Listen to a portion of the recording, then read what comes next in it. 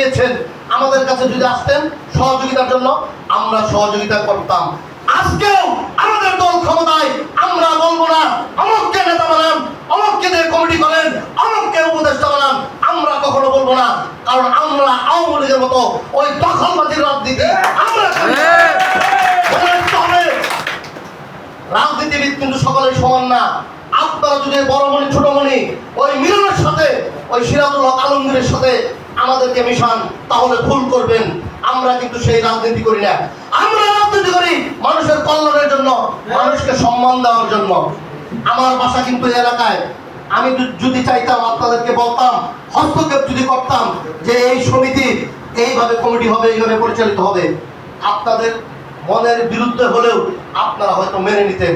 কিন্তু আমরা কিন্তু কোনো কিছু করি নাই।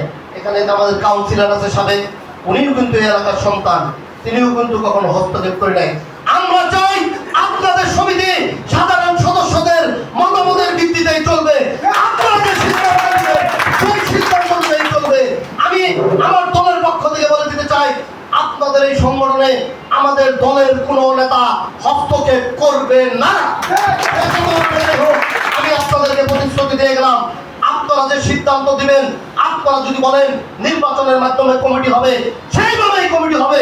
আর আপনারা যদি সকল সদস্য মিলে আজকে কমিটি নির্ধারণ করে, সেটাই আমরা মেনে নিব, আমরা সহযোগিতা করব। আমরা কখনো আপনাদের এই সংগঠনে হস্তক্ষেপ করব না। কিন্তু একটি কথা মনে রাখতে হবে, আবারও বলে দিতেছি, অন্য দলের সাথে আমাদের দলকে কখনো মিলাবেন না, কখনোই মিলাবেন না। অন্য দলের নেতাদের সাথে আমাদের মিলাবেন না। তারা যদি ভালো থাকতো তাহলে লুটপাট করে দেশ ছেড়ে নেতা কর্মীদের রেখে এইভাবে বিপদে ফেলে পালিয়ে যেত না। আমরা তো 17 বছর নির্যাতনের শিকার হয়েছি, আমি 3 বার জেল খেটেছি, আমাকে গুম করা হয়েছিল, ওই আমরা তো দেশ ছেড়ে পালিয়ে নাই। আমাদের উপর হামলা করা হয়েছিল, আমরা তো দেশ ছেড়ে পালিয়ে নাই।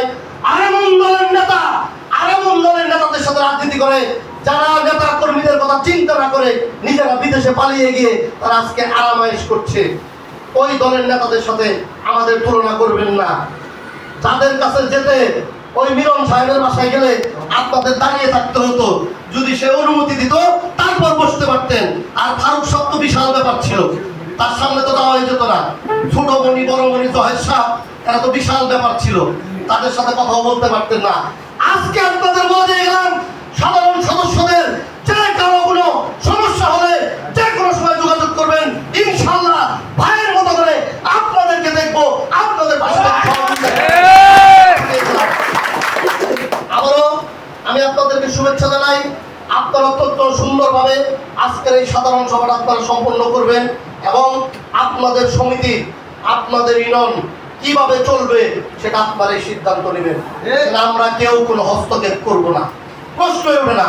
আর কোন বিএনপি নেতা যদি হস্তক্ষেপ করে সেটাও আমরা দেখবো, কেউ করতে পারবে না। আপনাদেরকে আমি বিএনপির পক্ষ থেকে কথা দিয়ে গেলাম। এই কারণে আপনাদের পাশে থাকবো আগামী দিনে।